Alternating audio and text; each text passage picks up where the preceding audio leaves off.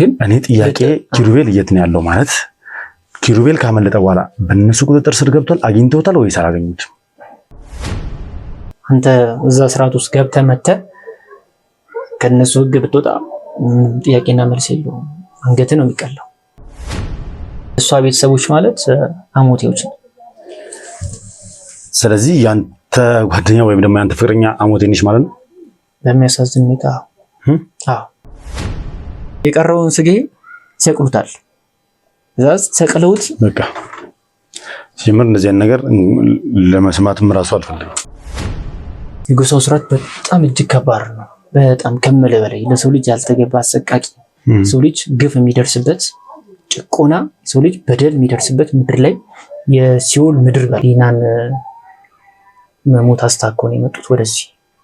የተደላደለ መኝታ አታገኝም። ምክንያቱም የኛ ወንድማችን ምን ላይ ይሁን እንዴት ይሁን የምናውቀው ነገር የለም።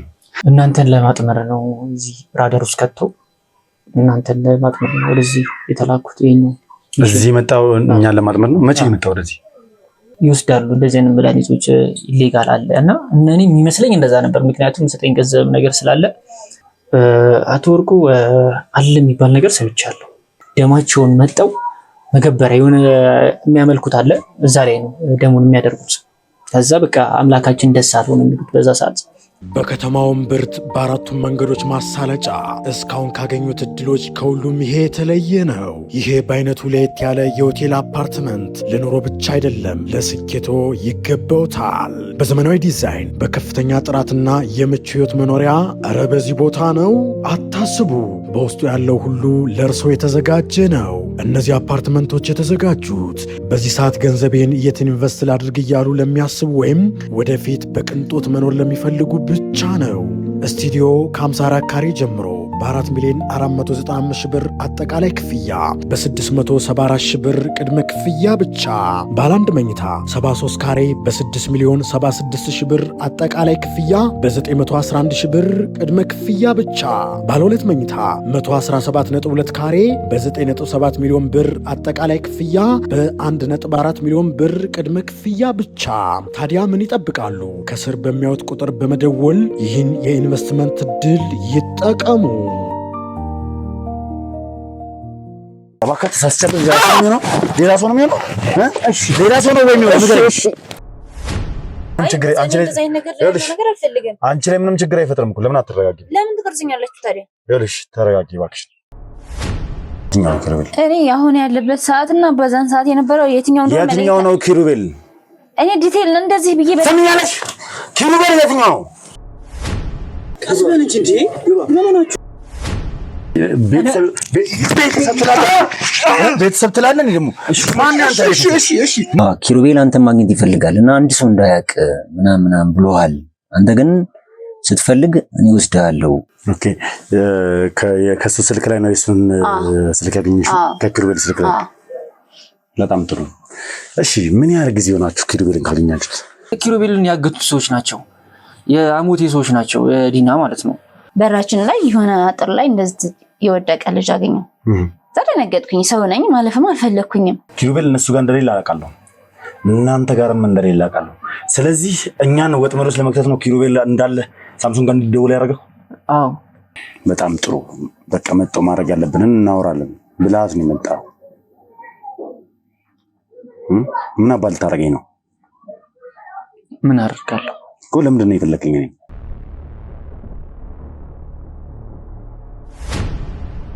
ሰላም የተወደዳችሁና የተከበራችሁ ውድ ቤተሰቦች እንደምን አላችሁ? እንደምን ቆያችሁ? እንደምን ከረማችሁልኝ? በያላችሁበት ሰላም እግዚአብሔር እንግዲህ ከሁላችሁም ጋር ይሁን እያልኩ ዛሬም እንግዲህ ውድ ቤተሰቦች ብቅ ብያለሁ። ይህ ቤት እንግዲህ ውድ ቤተሰቦች እንደምታስታውሱት ትናንትና ባደረግነው ቆይታ እኛን ወጥመድ ውስጥ ለመክተት ማለትም የኪሩቤል ጓደኛ ቤት እንግዲህ ተጠርተን መተን ወጥመድ ውስጥ ሊከቱን ነበረ።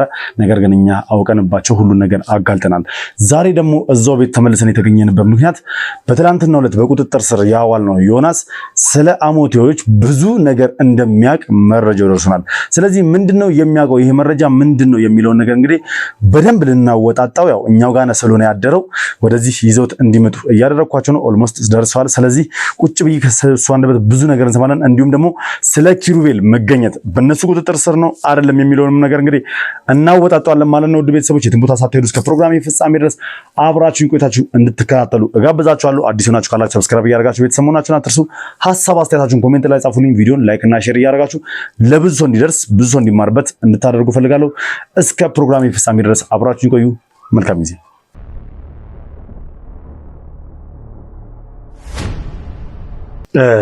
ዛሬ በድጋሚ ቁጭ ብለን እንድናወራ የፈለኩት ስለ አንተ አንዳንድ መረጃዎች ስላሉኝ ይገባል አይደል? መቼም አዳርህን እንዴት እንዳደርክ ታውቀዋለህ። ተንከባክበን ሽሩሩ ብለን እንደማናሳድር ወቅ ለአንተ ማንም ሰው የሚጨነቅልህ የለም። በአሁኑ ሰዓት ከዚህ የከፋ ነገር እንዳይሆን እንደ ሰው ልጅ በአግባቡ ቅጣትህን መቀጣት ካለብህም እንክብካቤ የተደረገልህ ማለትም ማንኛውም ሰው ጥፋት አጥፍቶ እንደሚቀጣው ሰው እንድትቀጣ ከፈለክ ማለት እንደ ሰላማዊ ሰው መሆን ከፈለክ የምጠይቅን ጥያቄ በአግባቡ ትመልስልኛለህ። አለበለዚያ ግን እኛ እውነቱን እስከምናገኝ ድረስ የእውነቴን ነው የምልህ፣ አንተ ቆንጆ እንቅልፍ አትተኛም፣ የተደላደለ መኝታ አታገኝም። ምክንያቱም የኛ ወንድማችን ምን ላይ ይሁን እንዴት ይሁን የምናውቀው ነገር የለም። ከዚህ በፊት ደግሞ በአሞቴዎች ወይም ደግሞ በዲና ሰዎች የደረሰባቸውን ነገር በደንብ እናውቃለን። ናሆም ወንድሜን ባገኙበት ሰዓት የነበረውን ነገር በትክክል ከስሜቱም ከሁኔታውም ተረድቻለሁ። የሱ ጣውን ፋንታ እንዳይደርስህ ጥያቄዎችን በጠቅላላ ጠይቃለሁ፣ ትመልስልኛለህ። ስለ አንተ ብዙ ነገር እንደምታውቅ መረጃ ስለደረሰኝ ነው። ግልጽ ነኝ?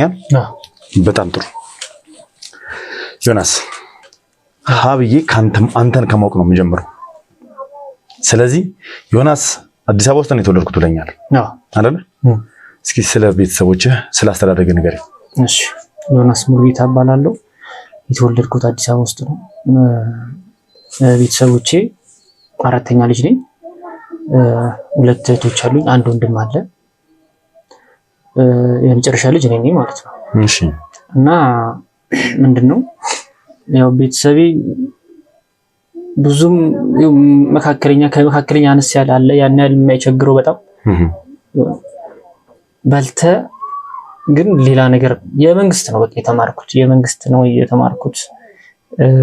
ያን ያህል ቤተሰቦቼ ብዙም የላቸውም፣ ብዙም በጣም ደግሞ የቸገረ ነው እና ኢኮኖሚያችን ኦን ኦፍ ነው የምልህ። ያው ምንም አይልም፣ የተረጋጋ ነው። በዛ መልኩ ነው ያደግኩት። እንደማንኛውም ልጅ ያው ስጫወት ምን ስል ምናምን ያጠናሁት ፋርማሲስት ነው እና ፋርማ እሰራ ነበር። የተወሰነ ዓመት ሰርቻለሁ። ምንድነው አስተዳደገ በምን አይነት ሁኔታ ነበር? በመልካም ስነ ምግባር ያሳደገ ቤተሰብ ነው ወይስ ምን ይመስላል? እስኪ ከቤተሰብ ጋር የነበረ ነገር።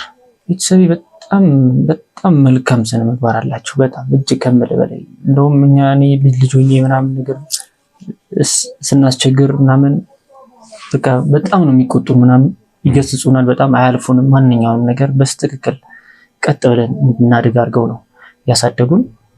እናቴም አባቴም በጣም የተመሰገኑ ናቸው። ሰፈር ውስጥ በጣም ይታወቃሉ። በመልካም ስማቸው ነው የሚታወቁት። ያም በዛም እኔም ያን ያለ አስቸጋሪ ልጅ አይደለሁም። ሰፈር ውስጥ በጣም በመልካም ስብዕና ነው የምታወቀው፣ በመልካም ባህሪ ነው የምታወቀው። ስለራስ እንደዚህ ማለት ልክ ባይሆንም ግን ያለው ነገር ይሄ ነው። ታላላቆችስ ምን አይነት ባህሪ ነበራቸው? ታላቆቼ በጣም በቃ ሴቶቹ ትንሽ አንደኛ ወጣ ያለች ናት። ያው የሆነ ሰዓት ላይ ያልተገባ ባህሪ ያሳይታ ነበርና ካልሆነ ከሰፈር ልጅ ጋር ምናምን ነገር ገጥማ ልጅ ምናምን ነገር ተፈጥሮ ትንሽ ያ ነገር ቤተሰባችን ውስጥ ቅሬታ ፈጥሮ ነበር በወቅቱ እና ጥሩ አልነበረም። ያ ሌላ ታሪክ ነው። የራሴን ታሪክ ልንገርህና እኔ የጠየኩ ስለ ታላላቆች ባህሪ የጠየኩ መቼም አንድ ሰው ከቤት ውስጥ ምንም ነገር ባህሪው ምንም የሚታነጸው ከቤት ውስጥ ማለት ከቤተሰብ ነው። መጀመሪያ ትምህርት የምንወስደው ከቤተሰብ ነው። ከዛ በኋላ ከጎረቤት አካባቢ ሰው፣ ከዛ በኋላ ትምህርት ቤት ገብተን ምናምን አይደለ? ትምህርቶችን በደረጃ ነው የምንወስደው። ስለዚህ የአንተ ማንነት ከየት እንደመጣ ከምን እንደመጣ ለማወቅ ስለፈለኩ ነው። ምክንያቱም አሁን ያለህበት መሰረት ቤተሰብ ነው። ቤተሰብ ነው። ልክ ነህ። አንዳንድ ጊዜ ያው ቤተሰብ ነው ብል ቤተሰብ ልጅን መልካም አድርጎ አሳድጎ የሆነ ሳለ የሚቀየርበት ሁኔታ ይኖራል። ቤተሰብ ለመውቀስ አይደለም፣ ግን ደግሞ በምን አይነት ሁኔታ ውስጥ ያደገ ልጅ ነው አሁን ላይ እንደዚህ አይነት ሰው ሊሆን ይችላል የሚለውን ነገር በደንብ መረዳት ስለምፈልግ ነው። ለዛም ነው ስለ ታላላቆች ባህሪ የጠየቁ። ልክ ነህ። የተመሰጉን ናቸው እንዳልኩ። እኔ እንደውም ማስታውሰው ሰፈራችን በጣም ብዙ ጊዜ እኛ ስለኔ የሚመለከተው ቤተሰብ ብቻ አይደለም፣ የሰፈር ሰውም ለኔ ይቆረቆራል። እኔ ያለሁበት አካባቢና አጥፍቼ እኔ ሰፈር ሰው ገርፎኝ ምናምን ነገር ያውቃል። በዛ ልክ ነው በቃ ዲሲፕሊን በጣም የኔ ጸባይ የኔ ወጣ ማለት ምናምን የሚመለከተው ቤተሰብ ብቻ አይደለም፣ አካባቢን በአጠቃላይ የሚመለከታቸው እና እነሱም መጥፎ ስነ ምግባር እንዲኖረኝ አይፈቅዱልኝም። ከሰፈር ልጆች ጋር አንድ ላይ ነው በቃ የምታድገው ምናምንና በጣም የተመሰገንን መልካም ባህሪ ነው ያለን። እውነት ለመናገር ግን ስታድግ የህይወት ሁሌም በተመሳሳይ መልኩ አይቀጥልም እና የሆነ ሰዓት ላይ የህይወት ነገር ተገላቢጦሽም ሊሆን ይችላል። አንተ እዚህ ጋር ነኝ ብለህ ስታስብ ተቃራኒ ሆነ ይሁን አንተ መሆን የማትፈልገው ቦታ ላይ ሆነ ራስህ ልታገኝ ትችላለህ። በሆነ አጋጣሚ ነው እያልኩ ያሉት እና የኔ የባክግራውንዴ በጣም ማንም ሰው ያውቃል። ሰፈር ላይ የሆነ አስብትል ማንም ሰው እስካሁን ነው ማለት ነው ጭራሽ ነው እና ምንድነው እኔ በእርግጥ ሪግሬት አድርጌ ነው አሁን እዚህ ጋር ቆሜ ቁጭ ብዬ ለአንተ እየነገርኩ ያለሁት። ምክንያቱም የትላንትናው የነበረውን ነገር ምናምን እናንተንም ያንተም የነገርከኝ ነገር ብዙ ነገር ስለነገርከኝ ያ ነገር ልቤንም ስለነካው ነው እና ባህሪም ስላልሆነ ነው ያኛው ባህሪ ስላልሆነ ትክክለኛ ማንነቴ ያደግኩት የሰፈሬ መልካምነቱ ውስጤም ስላለ ነው። የጎረቤቶችን የቤተሰብንም አደራ የበለው ያክል አይነት ስሜት እየተሰማኝም ነው እና ያ ነገር ምናልባት ትንሽ በጣም ጥሩ ነው። የሰው ልጅ ምንም ጊዜ ከምንም ነገር ስህተት ሊያጠፋ ይችላል። ስህተት አያጠፋም አይደለም። በነገራችን ሰዎች ነን፣ እንሳሳታለን። የሆነ ነገሮች አጓግቶን ወደ አላስፈላጊ መንገድ እንገባለን። ነገር ግን ትልቁ ነገር ምንድነው? ተጸጽቶና ይቅርታ ጠይቆ ወደ ራስ መመለስ፣ በዛው ጠፍቶ አለመቅረት ነው። ገባህ አይደል? አሁን አንተ ማለት ባደረግከው ነገር እኔ በነገርኩህ ነገር እንደተጸጸትክ ውስጥ እንደተሰማህ ምናምን እየነገርከኝ ነው። ስለዚህ እስኪ እናውራ። ትምህርትን ተማርክ? እንደነገርከኝ ፋርማሲስት ነው ያጠናው እና እየሰራበት ነበር? እየሰራሁ ነበር። ምን ያህል ጊዜ ሰራበት? አንድ 3 ዓመት ምናምን ሰርቻለሁ። 3 ዓመት? ማለት መቼም ፋርማሲስት ስትሆን በጣም ትልቅ ኃላፊነት ነው። በጣም ትልቅ ኃላፊነት ነው። ከሚባለው በላይ ትልቅ ኃላፊነት ነው። ከዶክተሮች ከነርሶች ባሻገር ትልቁን ሚና የምትጫወቱት እናንተ ናችሁ። ምክንያቱም የሰው ልጅ ነፍሱን ለማትረፍ ነፍሱን ለማዳን ብሎ ወደ እናንተ ዘንድ ይመጣል መድኃኒት ለመግዛት። ያንን መድኃኒት ተጠንቅቀህ የተጻፈውን በአግባቡ አይተህ ኢቭን ስትሰጠው አወሳሰዱን ራሱ በአግባቡ መናገር አለብህ። አንድ የተወሰነች ነገር ስተህ ያንን ሰውዬ ካሳሳትከው ህይወቱን ልትነጥቀት እንደምትችል በደንብ ታውቃለህ አይደለ? ተሳስተህ እንደዚህ ኤክስፓየርድ የሆነ መድኃኒት ወር ደግሞ የተሳሳተ መረጃ ሰጥተህ ታውቃለህ? እውነት ለመናገር እኔ በፊልዴ በጣም የተመሰገንኩ የታወቁኝ፣ እንደውም በጣም በትልቅ ውጤት የተመረኩት ከኮሌጅም ስወጣ በጣም አሪፍ መባል ተማሪ ነኝ እና ቆንጆ ውጤት ይዤ ነው የወጣሁት። በስራ ቦታ ላይም በዛው ልክ በጣም ባለቤቶቼ አሰሪዎቼ በጣም ነው የሚወዱኝ እጅግ በጣም እና እንደዚህ እንስተት ምናምን በታምር አልሳሳትም። ግን በፍጹም በዚህ መልኩ እንደዚህ እንስተት አልሰራም። ምክንያቱም አስተውላለሁ በጣም እንደነገርኩ የቤተሰብ ሁኔታም ስላለ የመጣሁበት መንገድም ያን ተለቅቄም አይደለም ያደግኩት ተይዤ ስለሆነ እያንዳንዷ ነገር በጣም ስለምታሳስበኝ ብዙም እንደዚህ እንስተት አልሰራም። ግን ያንን የጤና ቦታ ላይ እየሰራሁኝ ፋርማሲ ውስጥ እየሰራሁኝ ያው 3 ዓመት ሰርቻለሁ ብያለሁ እና የኛ እንትናችን ሾፓችን ያለው ከክሊኒክ ፊት ለፊት ነው። ሆስፒታል አለ፣ ትልቅ ሆስፒታል አለ ፊት ለፊታችን ማለት ነው። እና እዛ የሚታከሙ ከተለያየ ከክፍለ ሀገር የሚመጡ አሉ። ከተለያየ ቦታ ላይ እንደዚህ ትልቅ ጉዳት የደረሰባቸው ሰዎች የሚመጡበት ምናምን ነገር ሆስፒታል ነው። ያ ሆስፒታል እና ከዛ ፊት ለፊት ነው እኔ የምሰራው። ምንድነው እዛ በጣም ብዙ ከስተመሮች አሉ ምናምን። የሆነ ሰዓት ላይ ከአንዲት ልጅ ጋር አስታማሚ ናት እና አልጋ ይዟል የእሷ ፔሸንት እያስታመመችው የምትወስደው መድኃኒት እኔ ጋር ነው ወደ እኔ ላኳት ማለት ነው ዶክተሮቹ። ውስጥ ላይም እኛ ያው ቆንጆ መድኃኒት ቤት ምናምን ነገር ሲባል ጥቆማ ይደረጋል። የኛ መድኃኒት ቤት ያገኛል እስከ ሆስፒታል ድረስ ውስጥ ድረስ በስራዬ ማለት ነው። እና ያን መድኃኒት ሁሌ እየመጣች ከኔ ትወስዳለች። በዛ አግባብ ከልጅቷ ጋር መቀራረብ ጀመርን ምናምን። አንዳንዴም ፍራንክ ሳትሰቀርም እኔ እንትን እላታለሁ ዱቤ ምናምን ነገር ከዛ ብልሳ ታመጣልኛለች። ምክንያቱም እዛ ጋር ፔሸንት እያለ አንተ እዚህ ጋር ገንዘብ ብቻ እንትን የምትልበት ነገር አይደለም። የምትወስደው መድኃኒት ያን ያህል ውድ ካልሆነ ችግር የለውም እላትና እሷም ቆየት ብለ በዛ እየተግባባን ምናምን ነገር መጣን። የሆነ ሰዓት ላይ እረፍት አለ። አንዳንዴ ምን አለ ፋርማሲስቶች በተራ ነው የምንዘጋው፣ ሁላችንም እኩል አንዘጋም። እና የሆነ ሰዓት ላይ እሷ ውስጥ ነበረች አልነበርኩም እና ዝግ ነበር የኛ እንትን። በዛ ሰዓት አጣች መድኃኒትና በጣም ተቸገረች። ከዛ እኔ እኮ ትላንትና መጥቼ ቀጣይ ቀን ሳገኛት እኔ እኮ ትላንት መጥቼ ምናምን መድኃኒት እንደዚህ ምናምን የተቸገርኩኝ፣ ሰዎች ደግሞ አንተን ነው የምቀርብ ማንም ሰው ሊስጠኝ አይችልም፣ ገንዘብ ደግሞ አልያዝኩም ነበር አጋጣሚ ምናምን ስትለኝ ኦኬ አይ በቃ እኔ እኮ ወይኔ ምናምን ብዬ ስልክ እንኳን አልተለዋወጥም፣ በቃ ስልክ ተቀያየርን። ከዛ እየተግባባን መጣን፣ እንትን እያልን መጣን ማለት ነው። ሞር እየተዋወቅን መድኃኒት እየደወለችልኝ ምናምን ነገር አዘጋጅላታለሁ፣ መታ ትወስዳለች። ከዛ በቃ የእሷን ፔሸንት ፈጣሪ ተመሰገኑ ተሻለውና ወጡ ማለት ነው። ስለዚህ ያው በዚህ ስራ ውስጥ ወዳጆችን እንጂ የምታፈራው እንደዚህ እንከኖች ወይ ደግሞ ስህተቶች አጋጥሞ አያውቁም ነው። ተሳስተህም አታውቅም ነው። ስህተት በመድኃኒት ዙሪያ ያሉን ስህተት ለፔሸንት ሰጥቼ አላውቅም። መረጃም ማዛባት አታውቅም ተሳስተህ።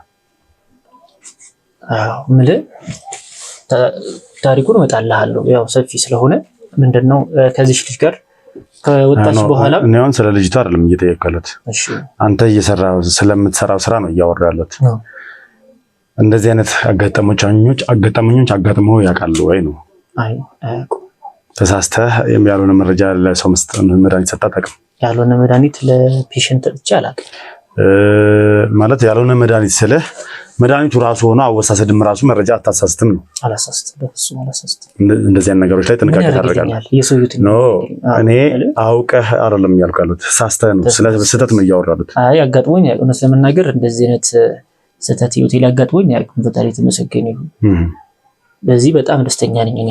ምክንያቱም አታውቅም የሰው ልጅ ሁሌም ተመሳሳይ ኮንዲሽን ላይ ሊሆን ስለማልችል ልስት ይችላል፣ ግን አፕል አላረገም እኔ ላይ። በጣም ጥሩ እሺ። ስለዚህ አሁን ወደ ዋናው ነጥብ ነው ቀጥታ ይገባልኝ። ራስህ ማለት ስለ አንዲት ልጅ አንስታል። ያቺ ልጅ ፔሸንት ነበራት። በአግባቡ ካንተ በተደጋጋሚ ጊዜ መድኃኒት ትወስድ እንደነበረ አንድ ቀን ብትዘጋ መድኃኒት ሳታገኝ ቀረች። በንጋታው ተገናኝታችሁ አወራችሁ ምናምን ነው እያልከኝ ያለው። ገንዘብ አልያዝኩም ነበር ምናምን ብላ ስልክ ተለዋወጥን ነው እያልከኝ ያለው። አሁን ያነሳልኝ ስለዚህች ልጅ ያነሳልበት ጉዳይ አይ ቲንክ ወደ ራስ ጉዳይ ለመመጣልኝ ይመስለኛል፣ ወደ ዋናው ጉዳይ። በጣም ጥሩ። ይህን ነገር ስትነግረኝ በደንብ አብራርተህ እንድነግረኝ እፈልጋለሁ። ምክንያቱም ስለዚህች ልጅ በደንብ ስትነግረኝ ማንነቷንም በደንብ ይፋ እንድታደርገው እፈልጋለሁ። ገባህ አይደል? ምክንያቱም ለእኛ ትልቁ መረጃ ትልቁ ጠቃሚ ነገር ስለሆነ ነው። ስለዚህ እንቀጥልሽ። ከዛ በኋላ መደዋወል ጀመራችሁ ምናምን መቀራረብ ጀመራችሁ። ፔሸንቷ ወጣ አልከኝ። እሺ ሜሮን ትባላለች። በጣም መልካም ቆንጆ ልጅ ናት። ያው በቤተሰቦቿ ሌላ ከተማ ናቸው። እኔ ስትነግረኝ ማለት ነው። ፍቅረኛ ናት ባይዘው። ኦኬ እሺ። ከዛ በኋላ ያው እንዴት ነው በዛ ሰዓት እንትን እያልን መጣን፣ በቃ እየተቀራረብን መጣን። ወይ ቤተሰቦቿ ክፍለ ሀገር ናቸው አልከኝ። ማንን ነበር ታዲያ የምታስታምመው? ሰው ወንድሟን ነበር ታስታምመው። እሺ ከክፍለ ሀገር መተው ነው እዛ ሆስፒታል ሊታከሙ የመጡት። ትንሽ የሆነ ተወቅቶም ስለት ነገር መሰለኝ የማይሆን ቦታ ላይ ተወቅቶ ኢንፌክሽን ፈጥሮበት ምናምን ነገር ነው። እና ረጅም ጊዜ ነው እንደውም ሆስፒታል የተኛው። በጣም ኢንፌክሽን እንትን እስኪድን ለኢንፌክሽን የሚሆኑ መድኃኒቶች ኦሚፕራዞል ምናምን የተለያዩ እንትኖች ነበር በተደጋጋሚ ውስጥ የነበሩ መድኃኒት። እና ሜሮን ያው ከሜሮን ጋር በጣም እየተግባባ መጣ። እንደዋወላለን ምናምን። ከወጣች በኋላም አዲስ አበባ እዚህም ሻይ ቡና እንላለን፣ እንገናኛለን። እኔም ብላ ትመጣ ነበር እና ሞር በቃ በጣም ጓደኛዬ እየሆነች መጣች። በጣም የተቀራረበ መጣች እና በቃ ሁለታችንም የሆነ ሰዓት ላይ ባላሰብነው ሁኔታ ፍቅር ውስጥ ገባን ማለት ነው። እና ምንድነው አንዳንዴ እኔ ወደድኳት፣ ሜሮን በጣም ወደድኳት ይመስለኛል። እሷም ትወደኛለች በሰዓቱ የነበረው እና የምትለኝ ነገር አለ። ኢኮኖሚችን ምናምን ኑሯችን በጣም ታውቀዋለህ፣ ብሩ በጣም ያን ያህል እንትን አይደለም፣ ወርዛ ያደረግ የምታገኘው ገንዘብ በጣም ትንሽ ነው። እና ስታዩ አሁን በዚህ ኑሮ ነው ማለት ነው ቤት ተከራይተን እንደዚህ አንተም ከቤተሰብ ተራቀ እኔ እናንተ ኑሮ የምንኖረው ምናምን ትለኛለች ሁሌ። እና ማለት አንድ ላይ ስለመኖር ምናምን አውርታችሁ አብሮ ስለመኖር ማለት ነው ጓደኛ ሆነን፣ ግን በቃ ኢኮኖሚ ያን ያህል እሷም ደግሞ ያን ያህል ስራ የላትም ምናምን፣ ገና ናት፣ በትምህርት ላይ ነው ያለችው፣ አልጨረሰችም ማለት ነው። እና በቃ ኢኮኖሚውን ሁሌም የምትለኝ ነገርና ምንድነው አማራጭ አመጣች። አንዳንዴ መድኃኒት ከኔ ትወስድና አንዳንድ መድኃኒቶች አሉ አይደለም እንትን የሚጠቀሙት እንደ ሲበዛ ኦቨርዶዝ ምናምን ነገር የሚያደርጉ መድኃኒቶች፣ አነስቴዥያ ምናምን የሚጠቀሙ መድኃኒቶች አሉ አይደለም፣ ሰርጀሪ ምናምን ሲሰራ የሚወስዱት የሚያደነዝዘው እነሱ መድኃኒቶች አሉ። ያለ ፕሪስክሪፕሽን ፍቃድ በታምር አይወጡም ከክሊኒክ ማለት ነው፣ አይሰጡም፣ ወንጀል ነው፣ ድራግ ናቸው። እና እነዛን ነገሮች ምናምን ትጠይቀኛለች። ደስ እያለኝ አይደለም፣ በጣም ይገባኛል። ዲሲፕሊኑ አይደለም፣ ሙያውን ያከበረ ነገር አይደለም ምናምን። በቃ ከአቅም በላይ ፍቅር አይኔን አውሮኝ ነው መሰለኝ። እነዚህም የመሳሰሉ ከባድ መድኃኒቶችን እያወጣሁ ለሷ ስጣት ነበር። ማለት ምን ያደርግላት? እኔ ያን የሚመስለኝ በብላክ የምትሸጠው ነበር የሚመስለኝ። ይሄ የሚወስዱ ተማሪዎች ምናምን አሉ አይደል፣ ሃይስኩል ተማሪዎች ምናምን አንዳንድ እንትኖች ምናምን ይወስዳሉ እንደዚህ አይነት መድኃኒቶች፣ ኢሌጋል አለ። እና እኔ የሚመስለኝ እንደዛ ነበር፣ ምክንያቱም ሰጠኝ ገንዘብ ነገር ስላለ እንደዛ ነበር ማስብ የነበረው። ግን አይደለም። አሁን ላይ የእሷ ቤተሰቦች ናቸው የሚጠቀሙበት። የእሷ ቤተሰቦች ማለት የእሷ ቤተሰቦች ናቸው የሚጠቀሙበት ማለት የእሷ ቤተሰቦች ማለት አሞቴዎች ነው። ስለዚህ ያንተ ጓደኛ ወይም ደግሞ ያንተ ፍቅረኛ አሞቴ ነች ማለት ነው። በሚያሳዝን ሁኔታ አዎ። ይሄ ነገር ተራጋጣሚ ነው ወይስ? እኔ ይሄ ይመስለኝ ሆን ተብሎ የተደረገ እኔን ለማጥመድ በቃ እኔ ላይ የተሰራ ሴራ ነው ይመስለኝ። ምክንያቱም ሁኔታዎችን አሁን ቁጭ ብዬ ወደኋላ ሳያቸው በቃ አጋጣሚ አይደለም አልመሰላለኝ። ምክንያቱም በሰዓቱ ምንም ነገር የማውቀው ነገር ሁሉም ነገር በቃ እንትን ይመስለኝ። በዛ ሰዓት እየመጣች ይመስለኛል ወንድሟም ላይ ነገረችኝ ነገር ተራ ስክሪፕት ነው ይመስለኝ፣ ተረት ነው ይመስለኝ። ያን ሁሉ በቃ እኔን መከታተል እንደዚህ አንተን ለመግባባት የተፈጠረ ነገር። ምክንያቱም እኔ በቀላሉ እጅ የምሰጥ ሰው አይደለሁም ታውቋለች። እና ያን ሁሉ ስቴፕ የመጣችው በቃ ይሄን ፈልጋ መሰለኝ እኔን ለማጥመድ የተደረገ ነገር ነው። በቀላሉ እንደዚህ ወደ እኔ ለፍቅርም እንደዚህም በግንኙነት የምፈጥን ሰው አይደለሁም። እንደነገርኩ ብዙ ነገር ያሳለፍኩት በትምህርት ላይ ነው፣ ቤተሰብ ጋር ነው ምናምን፣ ወይ የሰፈር ጓደኞች። ይሄ እንደዚህ ነገር እንኳን ከሴት ጋር ብዙ ነገር የለኝም። እና በእርግጥ ጊዜ ወስዶባታል። እና ያን ሁሉ ዋጋ የከፈለችው ይመስለኛል እኔን እዚህ ታርጌት ውስጥ ለመክተት ነው በእርግጠኝነት። እሺ ቀጥል። ከዛ የዛ ሰዓት ላይ ከአንተ መድኃኒቶችን ትወስዳለች ምናምን ነገር? ከኔ መድኃኒቶችን ትወስዳለች። እኔ የሚመስለኝ በብላክ እንትን የምትል ነው። የተወሰነ ፍራንክ ስጠኛለች። በቃ ፍቅር አይኔን አውሮኛል፣ ወድጃታለሁ በጣም። በቃ ከሷ መለየት የማልችልበት ደረጃ ላይ ነው የነበርኩት ምናምን፣ በቃ ከምልህ በላይ ማለት ነው። እና እሷ ያ መድኃኒት እየወሰደች ለአሞቴ ትሰጣለች። የሚደነዙትን ያደነዘች ምን እያደረገች ምናምን፣ በጣም የተጠቀመችብኝ እጅግ በጣም። እሺ መች ነው ያወቅኸው ይሄን ነገር? ማለት አሞቴ መሆኗ ምናምን ስለ ጎሳቸው ስለ ዘራቸው እንዴት ነው በምንድን ነው ያወቅኸው? የሆነ ሰዓት ላይ ሀገራችንን ማየት አለብን፣ ሀገሬን የለኝ ቤተሰቦቼን ተዋወቅ ምናምን፣ ዘመድ አዝማድ አለ እዛ ብዙ ሰው ላያገኙ ይፈልጋሉ፣ አንተንም ስለነገርኳቸው ምናምን ላይ ወስዳኝ ነበር እነሱ ጋር ማለት ነው። እሺ እና እዛ ስመጣ ሌላ ነገር ምን በቃ ያላሰብኩት ነገር ነው የተፈጠረው። ሁሉም ነገር ተቃራኒ ነው፣ ማመን በሚከብድ ደረጃ በቃ ተገላቢጦሽ ነው የሆነው። ግራ ገባኝ። ምንድን ነው እኔ መሀል ላይ በቃ ሁለት አጣብቂኝ የሆንኩት። ማለት ምን አይተህ ነው እዛ? ማይሆን ነገሮች ነው ያዩት። በቃ አሁን ያሉበትን ነገር በስትክክል ነው ያዩት። ላይቭ አዩት በስትክክል ተቀየረችብኝ። ሲጀምር አስቤውም እንደዚህ እኔ አይቼም የማላውቀው ነገር ነው። በህይወቴ ለመጀመሪያ ጊዜ ታሪክ ነው የተፈጠረው በህይወቴ። ሌላ ተገላጮሽ ነገር ነው የሆነብኝ። ምንም ነው እኔ ያንን ከአዲስ አበባ ወጥቼ ማቅሰው አይደለም። እንደዚህ አይነት ነገር እውነት አለን ለማለትም የሚያስከብድ ነገር ነው፣ የሚከብድ ነገር ነው። ምንድነው ማለት ምን አይተ ነው? የገዛ እኔ በጣም መወዳት እንደዛ መሆንላት ፍቅረኛ አንተ ፍቅረኛ አይደለህም እና የስራ ባልደረባዬ ነው እንደዛ ብዬ ነው ማስተዋወቅ ከማህበረሰቡ ጋር ከቤተሰቦችም ጋር ምናምን አለች። ለምን ይሄ ቀልዷን ነው ምናምን ነገር ብዬ እሺ ምናምን በቃ ግራ ገባኝ። ለምን ብላ አልጠይቃትም? ጠይቂያታለሁ። ምክንያቱም በእነሱ ባህል መሰረት አንድ ሰው ፍቅረኛ ከሆነ ባህል ለመሆን ቢያንስ 1 ዓመት መቀመጥ መቻል አለበት እነሱ ጋር ይሄ የነሱ ካልቸራቸው ነው። እና እንደዛ ምናምን አለችኝ። ያው እንደየሀገሩ ሁሉም ቦታ ላይ የተለያየ ባህል ይኖራል፣ የራሱ ባህል ይኖራል ሁሉም ነገር ብዬ በቃ እሺ አልኳት። ተቀላቀልኩ፣ ገባው ከነሱ ጋር። ከማይሆኑ ነገሮች ነው ማየው።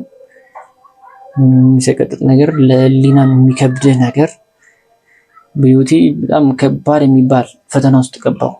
ትልቅ ቻሌንጅ ውስጥ ነው የገባሁት።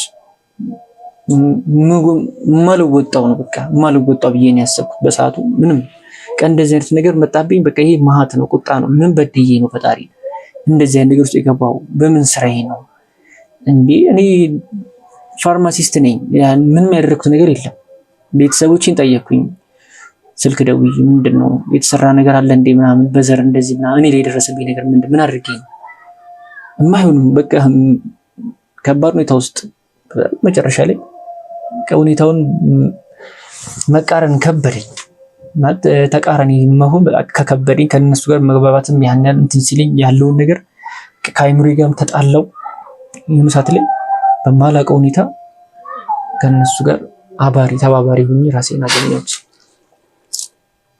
እስኪ የጎሶ ስርዓት ምን ይመስል ነበር? እስኪ ንገረኝ። እዛ በሄድክበት ሰዓት ያየው ነገር ምንድን ነው? የጎሳው ስርዓት በጣም እጅግ ከባድ ነው። በጣም ከመለ በላይ ለሰው ልጅ ያልተገባ አሰቃቂ፣ ሰው ልጅ ግፍ የሚደርስበት ጭቆና፣ ሰው ልጅ በደል የሚደርስበት ምድር ላይ የሲኦል ምድር በለው በጣም ከባድ ነው። አሁን አባቶች አንተ እዛ ስርዓት ውስጥ ገብተህ መተህ ከነሱ ህግ ብትወጣ ጥያቄና መልስ የለውም። አንገት ነው የሚቀላው። ምንም ወደኋላ አንድ እንትን የለውም። ምህረት የላቸውም ጭራሹ።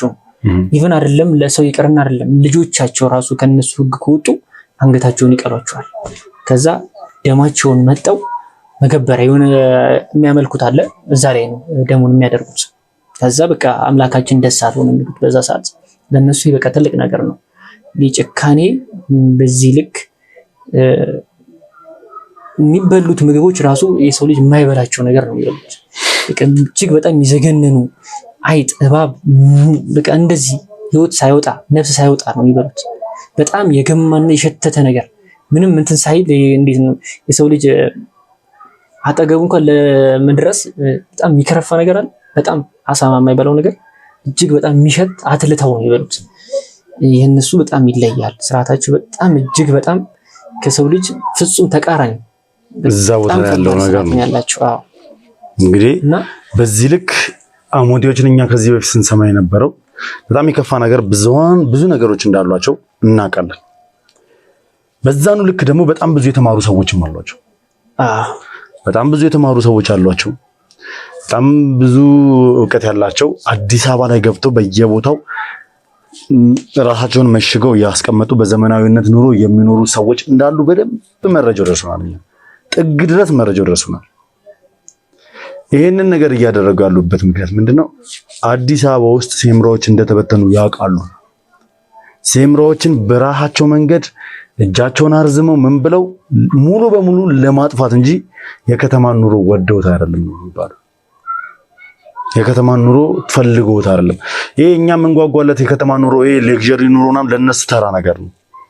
በነሱ እምነትና በነሱ ሳቤ በጣም ብዙ መረጃዎች ስንሰማ በጣም ብዙ ነገሮች ስንሰማ ስለነሱ የሰው ልጅ እንዴት በዚህ ልክ ወደኋላ ተመልሶ በእንደዚህ አይነት በኋላ ቀርነት ኑሮ ለመኖር ይሞክራል? እንዴት ያስባል? ቴክኖሎጂ በቴክኖሎጂ ላይ እየተራቀቀ በመጣበት ዘመን እነሱ ግን ይህንን ነገር ምኞታቸው እንኳን አያደርጉትም። አሁን ደግሞ የምንሰማው ነገር እዚህ ጋር ዮናስ እየነገረን ያለው ነገር ጭራሽ እኔም ማየትም አልፈልግም። ሲጀምር ይህን ነገር ሊያሳዩኝ ነበር። እኔንም ከዚህ በፊት ወደ እነሱ ጎሳ እንደ ጥሪ ተደረገልኝ እንድንወያይ ምናምን ብሎ ጥሪ እንዳደረጉልኝ ሁላችሁ ታስታውሳላችሁ። እኔ አሁን እዛ ቦታ ላይ ሄጄ እንዴት ነው ይሄን ነገር ማየት የምችለው? በተአምር ለመስማት እንኳን የማይመች ነገር ለአይን ይከብዳል። ከዛ በኋላ እንዴት አብረህ ልትቆይ ይቻልክ? ማለት እንደዚህ አይነት ነገር መቼም አስችሎ ልትቆይ አትችልም። ለምን ጥላ አልወጣህም? ምን አለ መሰለህ አንዴ ኦልሬዲ በቃ ገብቻለሁ። ምንም የምወጣበት ነገር አይደለም ያለሁት ሁኔታ። በየትኛው መቀን ያው ያቁኛል ፀጉረ ልውጥ ለቦታው እና ሁሉም ሰው ያቀኛል። እዛ ጋር ያለው ጎሳው በጠቅላላ እኔ ሁሉም ያቁኛል። ምን እንደሆንኩ እንደመጣሁ እንዴት ጠቅላላ እኔን ያቁኛል በቃ ሙሉ ለሙሉ። እና አሁን ላምልጥ ብል ከያዙኝ እዚህ ጋር በቀስት ይወጉኛል። በቀስት ከወጉኝ ቀስቱ የራሱ እንትን አለው ትቦ ነገር አላት። እቃ ያመጡና ደሜን ይቀዱታል። በዚህ ላይ በእንትን ነገር በእንጨት የሚሰራ እንደዚህ የሚመስል ነገር አለ። በዛ ደሜን ቀርተውት ለዋናው ይሰጡታል፣ ይጠጣዋል። በቃ የኔ ህይወት ያልፋል። በዛ ልክ ያቁታል። ምኑ ጋር ደም ስር ያለ የቺን ዋናዋ ደም ስር እሷን ነው የሚወጓት። እንደዛ አድርገው ነው እንትን የሚሉኝ። ከዛ የቀረውን ስጌ ይሰቅሉታል። እዛ ሰቅለውት በቃ ሲምር እንደዚህ አይነት ነገር ለመስማትም ራሱ አልፈልግም። ብዙ የተደረገ ነገር ከዚህ በፊት ስለሰማው የሲምራ አባላቶች ምን ሲያደርጓቸው እንደነበረ በጣም ለበርካታ ጊዜ ሚዲያ ላይ እንኳን እንዲወጣም አልፈልጋቸው። ሰምተን ባልሰማ ቪዲዮ ላይ እንኳን እንዲገቡ ማንፈልጋቸው ብዙ አይነት ተግባራቶች አሉ። ምክንያቱም እንደዚህ አይነት መልእክቶችን ወደ ማህበረሰቡ ማስተላለፍ አንፈልግም። ብዙ ጊዜ እንደዚህ አይነት ንግግሮች በጣም ብዙ ጊዜ ስለ አሞቴዎች ሲነሳ በጣም መጥፎና ዘግናኝ የሆኑ ነገሮች ይኖራሉና ቪዲዮ ላይ እንዲገቡ አልፈልግም። ብዙ ጊዜ እንዲቆረጥ ነው ማድረግ። ምክንያቱም ተመልካችን መስማት የሌለበት ነገር ነው። እንደዚህ አይነት ዘግናኝ ነገር በህይወታችን ልንሰማው የማይገባ ነገር ነው። የትኛውም ሰው ጆሮ ውስጥ እንዲገባ፣ የትኛውም ሰው ጭንቅላት ውስጥ እንዲገባ እንዲቀመጥ አልፈልግም። እስካሁንም እቺን ፓርት ራሱ ያወራሃትን ቢቆረጥ ራሱ ደስ ይለኛል። ግን ደግሞ በተወሰነ መልኩ ስለ አሞቶች በደንብ እንድታውቁ ስለምፈልግ ነው ተመልካቾች። ከዚህ በላይ ግን እላፊ የሆኑ ቅጣቶችን ወይ ደግሞ እላፊ የሆኑ ባህላቸውን ባንገልጸው የተሻለ ነው። ከዚህ በፊት ብዙ ጊዜ እንትን ስላልኩ ነው። እሺ እንቀጥልና ወደ ዋናው ነጥብ ማለት ወደ አንተ እንምጣና ከዛ በኋላ እዛ ምን ያህል ጊዜ ቆይተህ ወደ አዲስ አበባ ተመለስክ? በፍቅር ከልጅቷ ጋር አንድ ላይ ቆያችሁ ማለትም ከሜሮን ጋር? አይ በቃ የተገናኘው እኔም ገባኝ ወጥመድ ስለሆነ ያ ነገር ብዙም ያለኝን ነገር ምናምን አቆምኩኝ፣ ታውኩኝ። 1 ዓመት ምናምን በፍቅር ቆይተን እንጋባለን ነበር አይደል? ወደ ጋብቻ ምን ሄደ የነበረው የጎሳው ስርዓት ይሄ ነበረ። እኔ ብዙም በቃ አልፈለኩም። 1 ዓመትም ደግሞ ገና ነው አልሞላም። አሁንም እነሱ የሚያውቁት የስራ ባልደረባ እንደሆንኩ ነው የሚያውቁት። ማለት የስራ ባልደረባ ነኝ ግን በፍቅረኝነት ቆይተ ነው የምትጋባው አይደል? ገባኝ። አይ ጎሳው የሚያውቀው ፍቅረኛው እንደሆንክ ሳይሆን የስራ ባልደረባ እንደሆንኩ ነው እንዲያውቅ የምፈልገው ብለኝ ነበር። የስራ ባልደረባ እንደሆንኩ ነው እነሱ የሚያውቁት። ያው ፍቅረኛ ማጆች እስቲል ግን አሁንም ፍቅረኛ ነች? አይ አይደለችም። ያው በእኔ በኩል ብዙም በቃ እንዴት ነው ገባ ወጣ ነገር ነው ማለት ያው እንደዛ የምትዋደደውን ሰው ባንዴው አታቆመ እና ምን ያህል ጊዜ ሆነ እዛ የአሞቴ ቦታ ላይ ከሄድክ? 8 ወር አካባቢ ነው። የዛሬ 8 ወር። ስለዚህ አሁን ቀጥታ ወደዚህ መጣቻል። እዚህ ከተማ ላይ እዚህ ገጠራማ ቦታ ላይ ተገኝተሃል። አንተ እንዴት ወደዚህ ልትመጣ ቻልክ? እዚህ እንኳን የመጣሁት ለስራ ነው የመጣሁት። ምን አይነት ስራ? ይሄው እነሱን ተከትለን የመጣው ሌላ ለምንም አይደለም አይደል? እነሱ ጋር የመጣው እናንተ ምን አይነት ስራ ልትሰራ? እናንተን ለማጥመር ነው። እዚህ ራዳር ውስጥ ከተው እናንተን ለማጥመር ነው ወደዚህ የተላኩት። ይሄኛው እዚህ የመጣው እኛን ለማጥመር ነው። መቼ የመጣው ወደዚህ? 1 ወር። ስለዚህ በዚህ 1 ወር ውስጥ እዚህ ለኛ ዝግጅት እያደረጋችሁ ነበር? ባይገርም እናንተን በጣም በከተማው እምብርት በአራቱም መንገዶች ማሳለጫ እስካሁን ካገኙት እድሎች ከሁሉም ይሄ የተለየ ነው። ይሄ በአይነቱ ለየት ያለ የሆቴል አፓርትመንት ለኑሮ ብቻ አይደለም፣ ለስኬቶ ይገባውታል። በዘመናዊ ዲዛይን በከፍተኛ ጥራትና የምቹ ህይወት መኖሪያ፣ እረ በዚህ ቦታ ነው አታስቡ። በውስጡ ያለው ሁሉ ለእርሶ የተዘጋጀ ነው። እነዚህ አፓርትመንቶች የተዘጋጁት በዚህ ሰዓት ገንዘቤን የት ኢንቨስት ላድርግ እያሉ ለሚያስቡ ወይም ወደፊት በቅንጦት መኖር ለሚፈልጉ ብቻ ነው። ስቱዲዮ ከ54 ካሬ ጀምሮ በ4,495,000 ብር አጠቃላይ ክፍያ፣ በ674,000 ብር ቅድመ ክፍያ ብቻ። ባለ 1 መኝታ 73 ካሬ በ6,076,000 ብር አጠቃላይ ክፍያ፣ በ911,000 ብር ቅድመ ክፍያ ብቻ። ባለ 2 መኝታ 117.2 ካሬ በ9.7 ሚሊዮን ብር አጠቃላይ ክፍያ፣ በ1.4 ሚሊዮን ብር ቅድመ ክፍያ ብቻ። ታዲያ ምን ይጠብቃሉ? ከስር በሚያዩት ቁጥር በመደወል ይህን የኢንቨስትመንት ድል ይጠቀሙ። ለእናንተ ያለው ጥላቻ ደግሞ በጣም እየላቀ ነው። ጎሳው በጣም ነው ከፍተኛ ጥላቻ ነው። እኔ እንጃ ካገኟችሁ ምን ሊያደርጓችሁ እንደሚችል እኔ አላውቅም። ከስርዓቱን ነግሬሃለሁ ምን ያክል አስቀያሚ እንደሆነ እና ለእናንተ ደግሞ ሌላ ስርዓቱን ለሚያወጡ ነው ይመስለኝ።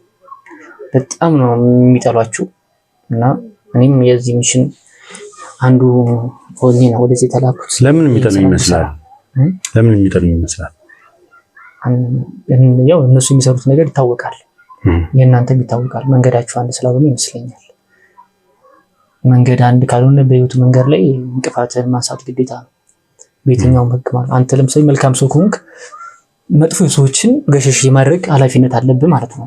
በዛው ልክም ለመጥፎ ሰዎችን መልካም ሰዎችን ያነሳሉ እና እንደዚህ አይነት ነገር ይኖራል። ስለዚህ እኔ አሁን ብትይዙኝ ወይ ደግሞ ከነ ቡድኔ ብትይዙን እኛ ላይ ሌላ አይነት ስርዓቱ ሊወጣ ይችላል እያልከኝ ነው። እሱን ነው እያልከኝ። ትልቁ ዓላማቸው እኛን የማጥፋት ነው። በጣም የሁላ ነገር የሁላ እርምጃ የሁላ ሂደት